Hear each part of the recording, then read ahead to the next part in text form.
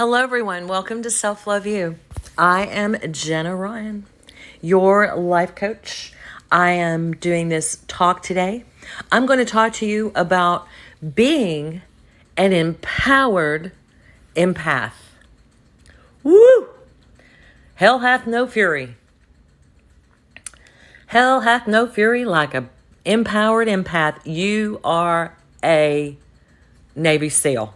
That's like being at the level of a Navy SEAL in emotional language and emotional, in life and whatever we're going to call this, all this stuff you've been through.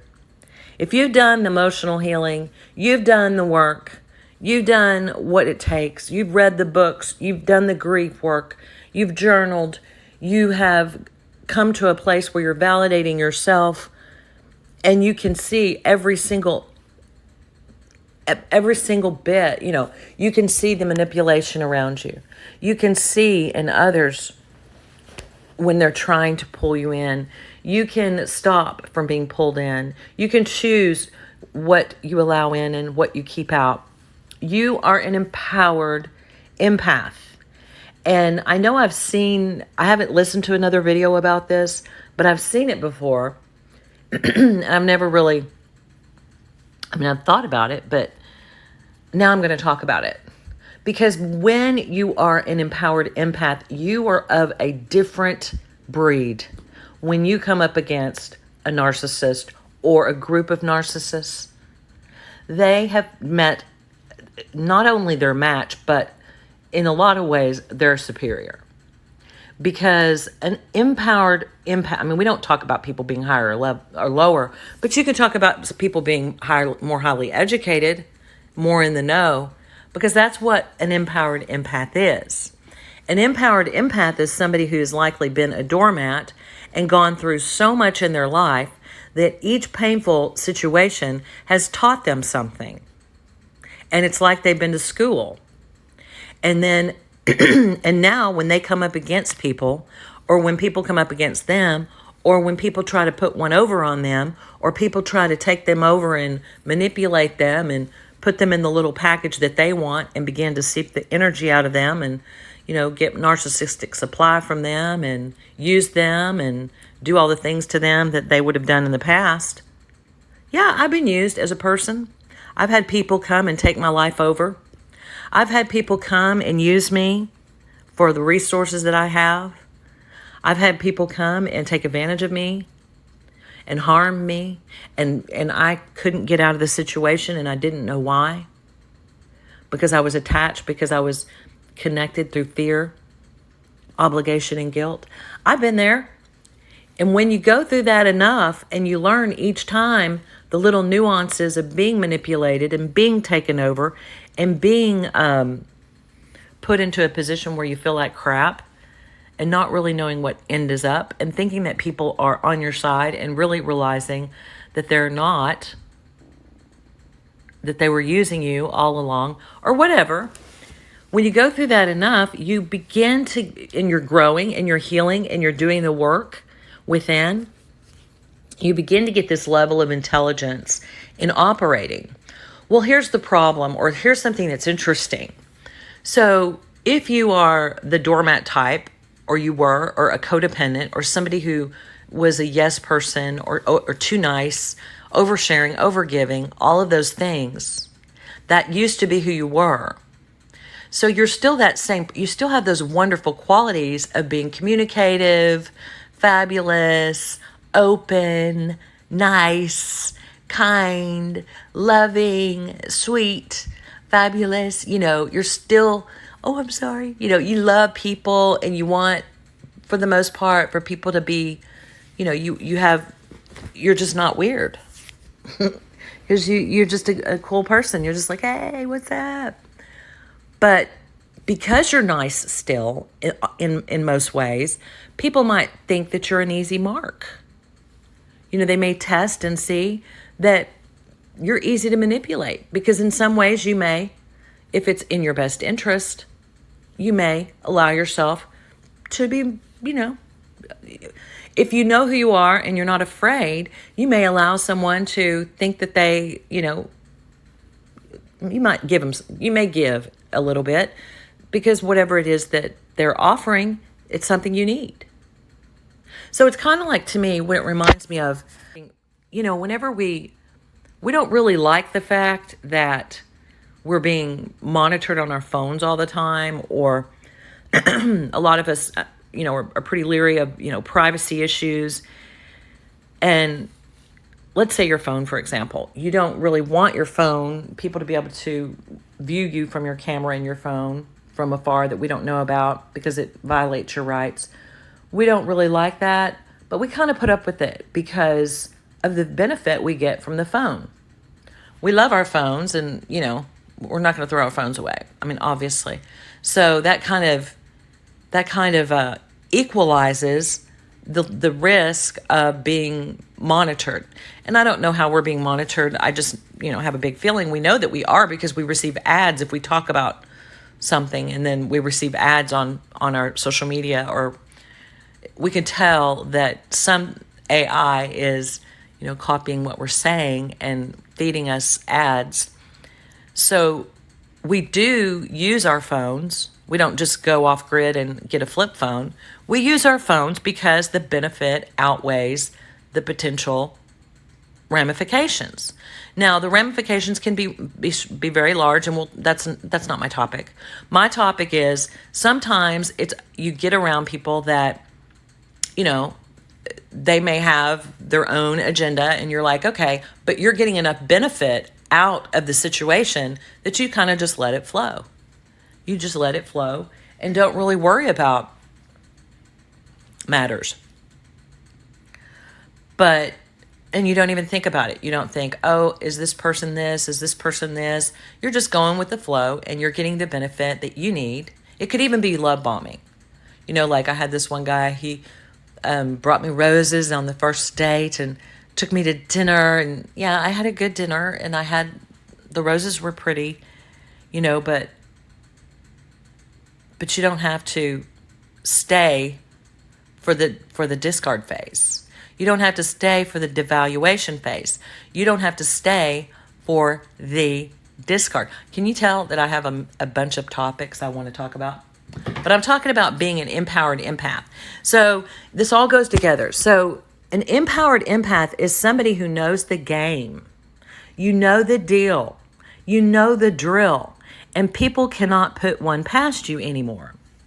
So you're able to enjoy the benefits of a love bombing, or you may still, you can be in a love bombing situation and you can enjoy the benefits, but the moment that anything crosses your intuition, your gut, your internal guidance system that says, hey, I don't feel comfortable, this is not good for me, your internal self, you have the ability to say, no, I'm not interested in that.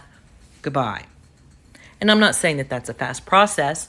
You have the ability to check yourself and say, okay, something in this is feeling amiss. And then you might start looking around and going, okay. You start waking up, coming out of that fog, coming out of that fantasy bond of the codependency or whatever. You start waking up a little bit, and you're like, okay, the benefit that I was getting from this is now becoming, I'm headed into the devaluation phase. And I'm not liking the devaluation phase. And I know exactly what phase I'm in, because I am an empowered empath. And I feel it. You can literally feel the devaluation phase. When the devaluation phase starts, it starts with, little digs. Watch my video on little digs. It starts with triangulation. And it starts with the, subject suddenly, you're not a big deal anymore. You're second fiddle. You're everything that was supposedly so great, the idolization. Now you're great, but not maybe that great. Or what you're doing is good, but it's not what, you thought, or it's not what I thought. And I'd just rather focus on something else where this person's doing good, and, and then starting to pit, and you start to feel that tug, and you're like, what is this? And so If you're not an empowered empath, if you're just an empath without boundaries, then you're going to be somebody who is going to be very confused by this. You're going to be hurt by this. You're going to definitely feel it, and you're going to stick with it because you're not going to know your truth. You're not going to know how to take action, and you're just going to stay in that toxic soup and deal with the triangulation and maybe call a friend and complain. Oh, I'm being, this so-and-so and so-and-so, this really bothers me. I know it shouldn't bother me, but it does, because you don't think you have a right to be bothered. And then you're like, well, oh, I'm sure that's not really happening. And I don't even know. I just know I don't feel comfortable. And then little by little, and when you're in the devaluation phase, it goes down and down and down. And suddenly you were a respected person with valuable things to offer. If you're in a relationship, you were wonderful. And suddenly you find yourself morphing because this person is giving you little digs. So they may be saying, that you're, let's say you're writing a book. And you're writing this book and they're like, yes, this book is great. This is a great book. Okay? And yes, it is. It's going to sell millions of copies. And it's a great book. And then you get into it and you're giving it all of your energy. Okay? You're giving it everything because this book is your book. It's good for you. So you're getting the good out of it, right? And then all of a sudden, one day, they were there for you. They wanted you to write this book. This book was awesome. And then one day they say, well, I talked with one of your friends that you introduced to me, and they've got a book. And their book is incredible. And you're going, oh, wow, that's great. Yeah, cool. That's awesome. And you're like, okay. And you're so excited about this book you're writing and the millions of copies you're going to sell. And then this person that, normally you were focused on your book when you talked and you were focused on, getting the book, making the book better, and they were editing and helping you.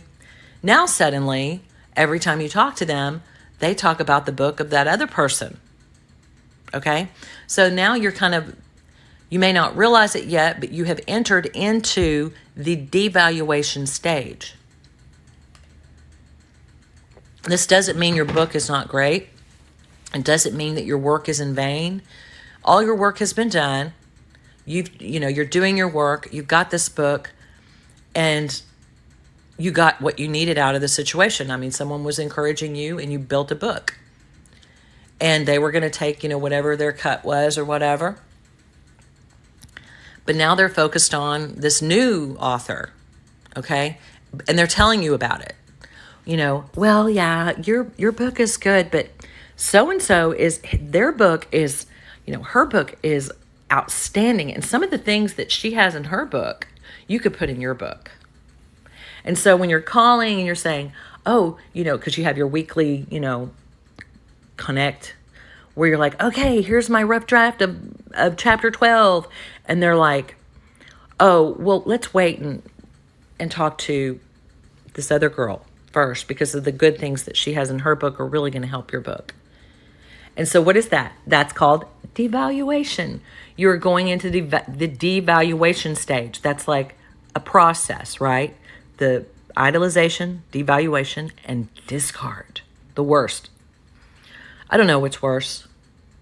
I mean, once you get to being an empowered empath, it's neat because you see it and it doesn't hurt. I mean, it might affect you. You might be like, oh, ouch. But it doesn't hurt.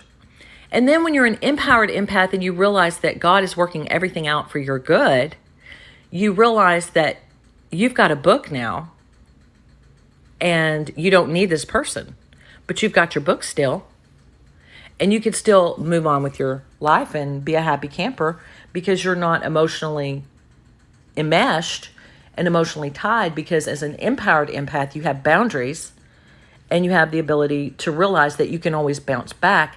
And every time this has ever happened, you've always come back 100% better off. And someone who has the tendency to idealize, devaluate, and discard is not going to be someone who's really going to help you sell millions of copies of your book. I'm not talking about a book. I'm not talking about a literal book, although that could happen. What I'm talking about is this situation. It could be a relationship where you're with a guy and he is just like enamored with you. He's at your house, you're running, he does what you want to do. He thinks you're awesome. He tells you you're beautiful. He takes you out all the time and does everything. And then one day, suddenly, he starts, picking at little things about you. Why do you touch your nose when you're talking? I noticed you just touched your nose. I remember that happened to me. It's like, I did? Oh, I didn't even notice. Why do you hold your napkin like that? Oh, okay. Yeah. I'm from the hood. That's how we hold our napkins, in the hood. Ha ha ha. That was years and years ago. So, why do you do this? Why are you doing that? And suddenly you go from being on a pedestal to little by little being dropped and discarded and devalued. The things that were once beautiful about you suddenly become something that they pick on. And so I know you guys who are listening to me have gone through that. I can just hear you now because I've talked to so many of you, talked to hundreds of you personally, one-on-one, and you've told me. I know. And in the comments, I've heard that y'all know what I'm talking about, where you're just like, you're with a girl and she is everything to you. Look at Johnny Depp. He was with, Amber Heard, and she was amazing to him and got him where she wanted him, and then suddenly started to devalue. You can hear her devaluing him. You can devalue someone in your tone of voice and how you respond to their calls in, all sorts of different ways. Devaluation can be covert. It can be overt. It's just a way to put you in your place and bring you down a notch or two.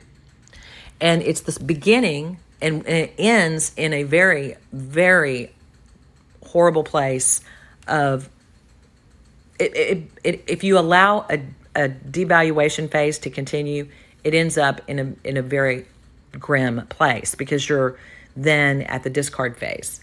So, but if you're an empowered empath, you can catch it before it gets to the discard phase because there is no way you're putting up with that kind of stuff. Like one devaluation in my world, that's where I mean, you have to be, of course, this depends on your situation, but a devaluation, if you start like if I'm doing a big project with you and you devalue what I'm doing, and I'm not talking about criticize and give, incredible feedback, but I'm talking about literal devaluation, like telling me you're working with somebody else now. I know that to be triangulation. That's obvious. I know manipulation tactics. That's triangulation. That means that, a person is not getting what they need from you right now, so they have to go get a third party. And they bring that third party in, and that, and then they rub that in your face and tell you that this other person has an amazing book, maybe even better than yours. So you better wait and see what they have to say in their book before you finish your chapter like we've been doing for months. So then you get to a place of, okay, I know what this is, and I know my book is amazing. I know what I have to offer if you're in a relationship. I know what I have to offer is amazing. And you're not so emotionally entangled and enmeshed in another person that you can't see things for what they are and see, okay, I'm in a situation that it was really good when it was really good, and now I'm not going to be devalued. I'm not going to be devalued. I'm not going to go through a devaluation phase. Because what happens when you're in a devaluation phase is it only gets worse. It starts out with little digs. It starts out with, telling you things about yourself that make you feel bad about yourself or make you feel less. The last thing you need when you've got a book coming out is for someone, and it's hard enough to get a book to come out, and I am not talking about a book.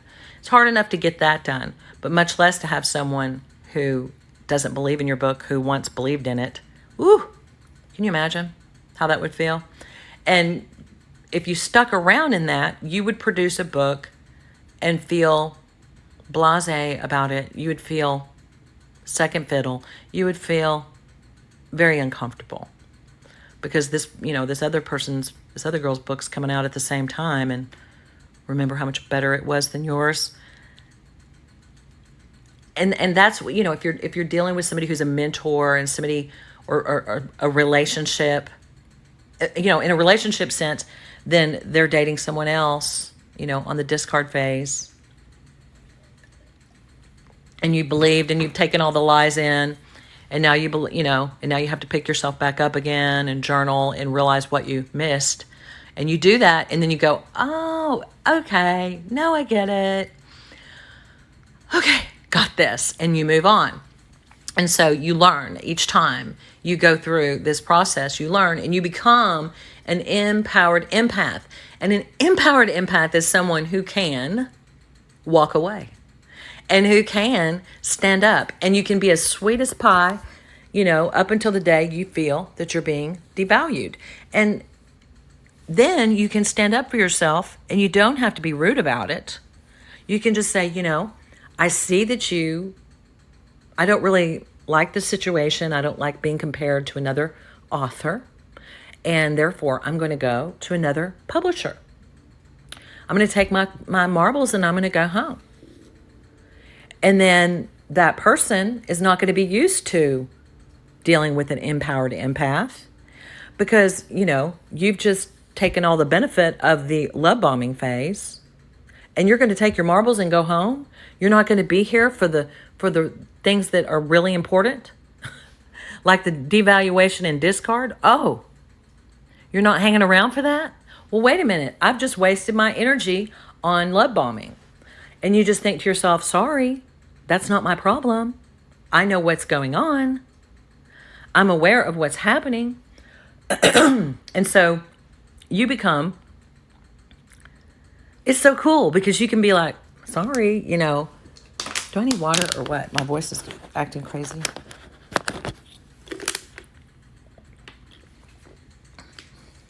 So you can be like, and not rude and not mean because, you don't owe loyalty to someone who's going to triangulate and devalue and make you feel like you are less than, or try to make you feel like you're less than, or try to make you feel like your project is less than, or try to make you feel like who you are as a person is less than. You don't need that.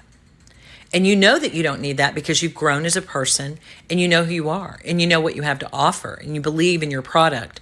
You believe in your book. You believe that you're worthy.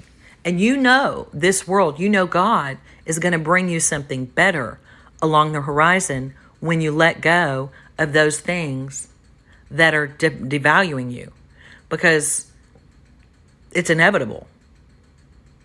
There's no way that anything other than this can happen. If you walk away from a situation where you are being devalued and take your beautiful marbles and put them in a beautiful case and wait for God to bless you and take you to the next level, you're going to meet a publisher who sees all this value that you've created, and you're going to be able to say, here's my valuable creation, here's my rules. You have to work, I don't want to hear about other good authors that are writing, and I don't want to be incorporated with their books. This is my book, and I want my book to be the showcase, and we're going to put that in the contract. And you have wisdom, now that, the potential pitfalls of what can happen, and you protect yourself. And then even if you're dealing with someone else who, could potentially manipulate you, you have a lot less chance of being manipulated in so many ways because the work has been done and you have your boundaries in place. If you're dealing with a relationship, you have your boundaries in place. Or if you're dealing with a work situation, you find a better job or a better project where you know what's up.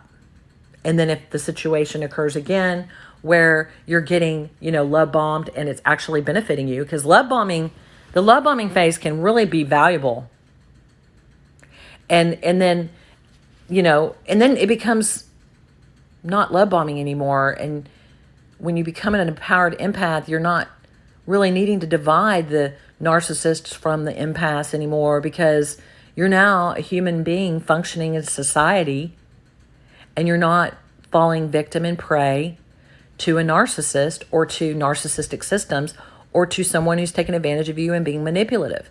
And you really don't even get to the point to where you know who's what, because you have the boundaries to function. And so, people ask me, it's not about narcissist. There's different levels of narcissism. You can have narcissism and be okay, because narcissism is a healthy attribute. Everybody has it. You've got to have some, or else you're really going to have low self-esteem. So some narcissism is healthy. It's on a spectrum. And it's the malignant narcissism that you have to watch out for. Malignant meaning someone who is trying to harm you and be sadistic. But if you know how to take care of yourself, and you're an empowered empath, and you know how to put a stop to stuff and nip it in the bud, then you never get to the malignant place. So you don't even have to worry about malignancy. And because it never can affect you, because you've got boundaries against it. So you can walk through life that's how people are walking through life without complaining about narcissists all the time, because they have boundaries and a sense of self to not get into that toxic stew. They don't get into toxic situations, relatively, because they're not allowing themselves to be devalued. They're not allowing what's going on to be devalued, because they have a high sense of self, a high self-esteem, and they're not going to lay down on and be manipulated or be used or have their, they're not going to be triangulated. They're not going to be all the things that occur. So they're not even going to, you're not even going to, when you have boundaries and you know who you are, you're not going to be impacted. So you really don't need to delineate. All you need to do is go by your gut and go by your feelings. And when you feel you're in a situation that's good, you rock it out. Right now, while my phone is not, harming me, they may be tracking me on it, but you know what? It's not harming me right now. Hopefully I don't regret this later for not standing up. But what can you do? I'm getting so much benefit from my phone. I'm not going to walk away from it. I'm going to go ahead and keep it. But if my phone started punching me in the nose, then I would get rid of my phone. Okay? If my phone started harming me and making my life, taking away my liberty and making me feel uncomfortable and that gut feeling, then I'd be like, I think I'm going to switch to a walkie-talkie. I'm just kidding. Or, I'll go make my own phone. So we have to be an empowered empath is someone who is aware of what's going on and knows how to take care of himself or herself when the time is right. So taking care of yourself means what? It means that if you start to feel that you're off, that there's something off, it's really hard, because you're like, wow, that doesn't feel right. Then you're able to get the support from your, other friends and say, how does this sound to you? And they say, that doesn't sound right. And then, you can start to say, okay, there's something off here. I don't know what it is. And then you can watch it, and then you can begin to see what other options are available to you. Maybe there's self-publishing. Maybe there's another way. There's a way to get out of the devaluation stage. And that's what you have to do, because you cannot sit in devaluation and get the things done in life that you need to get done. You cannot sit in a relationship where you're being constantly disparaged and do what you got to do, because you're going to feel bad, because we are connected to one another. So you have to get to a place where you're not being put down. You don't have to be idolized, but a simple respect is necessary. And so if you get to that position, then what you do is you move on and you get to a place where you're better off, where you're doing better. And as an empowered empath, this is easy for you. So you're not going to have all the emotional ties because you've healed, because you've done the grief work, you've done the trauma recovery, you've worked on boundaries, you've worked on standing up for yourself, and you've learned that things are always working out for your good and you're always moving forward. So you have a sense of peace. And so you, even if you don't know exactly where you're going to land, you know that you got it going on, and so you can wait, and you can maneuver, and you can take back your marbles. You can take back what you've invested, and you can take the good out of it. You know, if you were in a relationship with someone, take the good. You know, at least you were in that relationship for when you were in it, and it was great for when it was great, but now it's not great, so I got to move on. Okay? So you move on, and then you soar, and you go to the next level, and you learn a little bit more, and you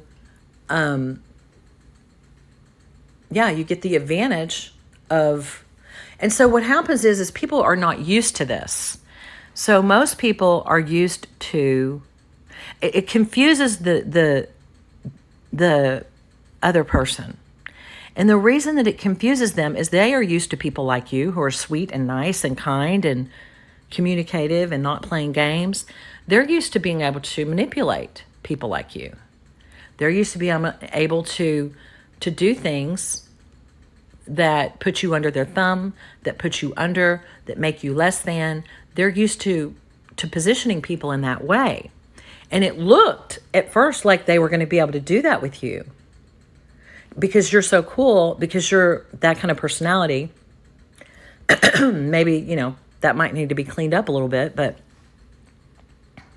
for someone like myself, you know, I'm very, sweet and open. And so you might think that I'm going to be a mark for later. You know, I'm going to be a good girl to be under your thumb for later because, you know, I'm going along with whatever it is. And yeah, it's so cool. Yeah, awesome. But I'm not, you know, even thinking about it. I'm just kind of, yeah, I'm doing my book. I'm writing my book. It's awesome. We're doing it. And then, boom, the devaluation starts, and then I began to set boundaries. However, you know, they may not be as smooth as a baby spot, but at least I'm moving forward, and I know what I'm doing. And you begin to be able to shut down the devaluation because you're not going to stay in that situation. And you began to take your energy and focus on yourself and focus on other opportunities. And so that really is confusing to the other person, or, you know, they're like, what? Or group. Like, where's she going? We had her, you know, why is she not, you know, we need a flying monkey. We're trying to, you know, we're building this, you know, big snake pit, and we needed her to be a flying monkey. We needed her to, you know, be the, you know, we need that energy source. And now, where's she going? She's going? What? It's very confusing because most people who have that pattern are going to see it through and stay to the toxic, get so toxic that they can barely breathe, and their whole life is sucked out of them and everything they had. Everything they have. They'll take everything you have if you let them. Everything. Your dignity, your money, your time, your energy, your attention. And then, of course, when you set your boundaries with these people, after the devaluation stage, if you're not going to stick in it, okay, you kind of know what's going on, and you're not going to stay for the discard and the silent treatment and the cycle to start over, then what you're going to get is you're going to get the attacks. So you're going to get the raw attacks, and it starts with, you know, just direct attacks. When you set your boundaries and you're like, I'm taking my marbles and going home. I love you. You're a great friend, and I would love to be your friend, but I can't I can't work with you anymore, or I can't date you anymore, and you're taking your marbles and going home, then that's when the attacks start on your character, on who you are. They begin to share their true feelings about what they thought about you from the beginning. And then, they start and then the attacks get greater and they can't control you because you're doing your own thing. And then they begin to, that's when the smear campaign starts. So that the smear campaign starts whenever they're not able to control you. They begin to get very upset and they begin to smear. If they haven't started smearing already, they begin to smear and they try to take you down a notch or two. How dare you? How dare you walk away? How dare you do this? And then, lies come out and you hear things that have nothing to do with you. And you are portrayed in a way that does not reflect who you are. And you are portrayed as a person who doesn't have a right to be who you are and to make the decisions that you make. And because you dared to make a self-interested decision, you are, just the worst person in the world. You are the worst. You are not, worthy of respect. And you're, they call you all kinds of names or whatever they've got to do. And this can get extreme, as in my case, if anybody knows about it. It can get extreme where you're like, oh my gosh, this is, they must be really mad. They must be really mad because I have stood up for myself. Okay? They've got the smear campaign going on.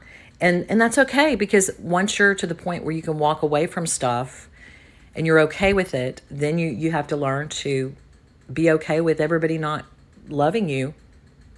Everybody's not okay with you. They may think, oh my gosh, she's crazy. This woman's crazy. Well, who's telling you that information? You got to look at who is telling you that someone is crazy.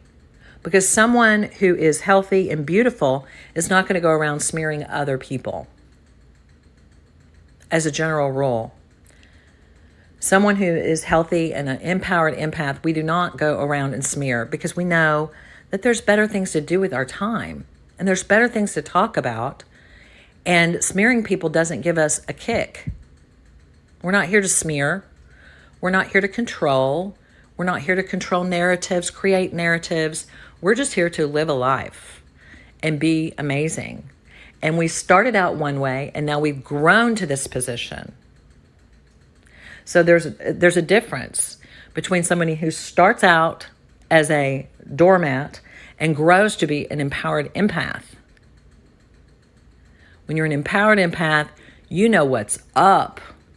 You catch it right when it drops. And you know that you know. And you know what you know. And you know how to take care of yourself when what you know happens.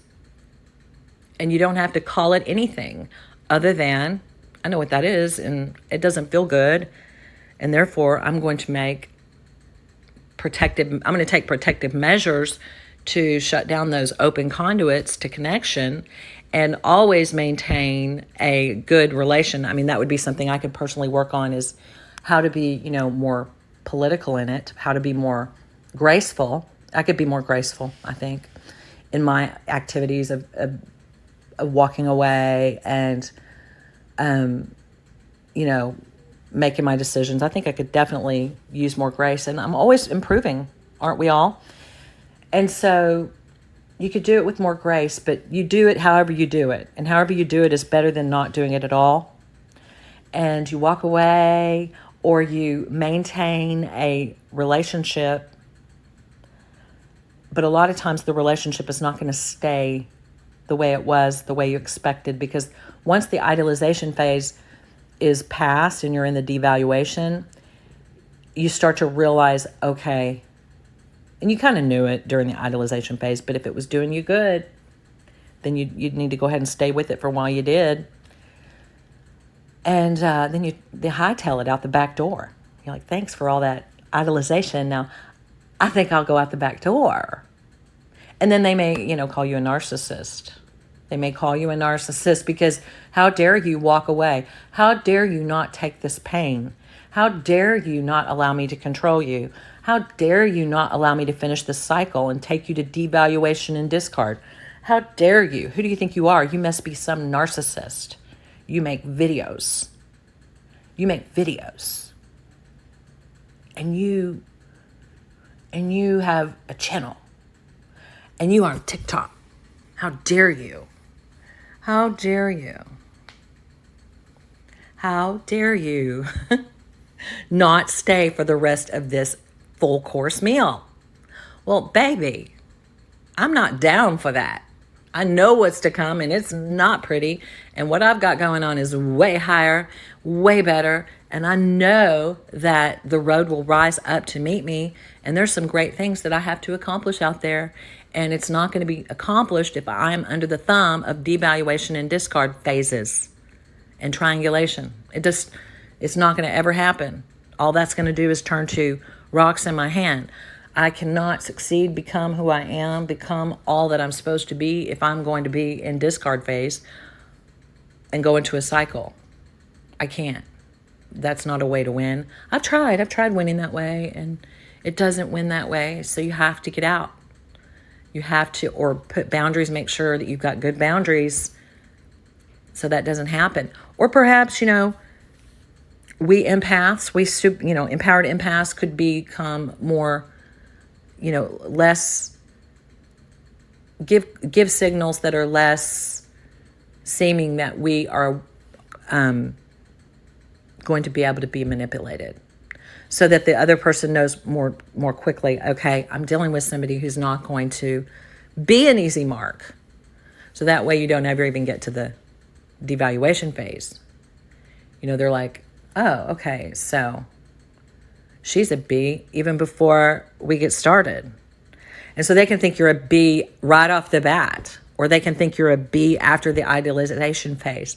Either way, they're going to think you're a B. So it's up to you whether the benefit of being in relationship with the person, place, thing, whatever, is more valuable to you than you have to stay for that phase. And then whenever the phase moves on, you just move on yourself. So I hope this makes sense. I know this makes sense to a lot of people. I know to other people, they're going to be like, what did she just say? But there's those of you who have been following and who know all about this stuff, and you understand that this is real and it's really happening, and an empowered empath can maneuver in these situations and come out on top every single time. And so that's what I have to say for today. I hope it was helpful. Please leave a comment, like, and share. Until next time, I'll talk to you soon.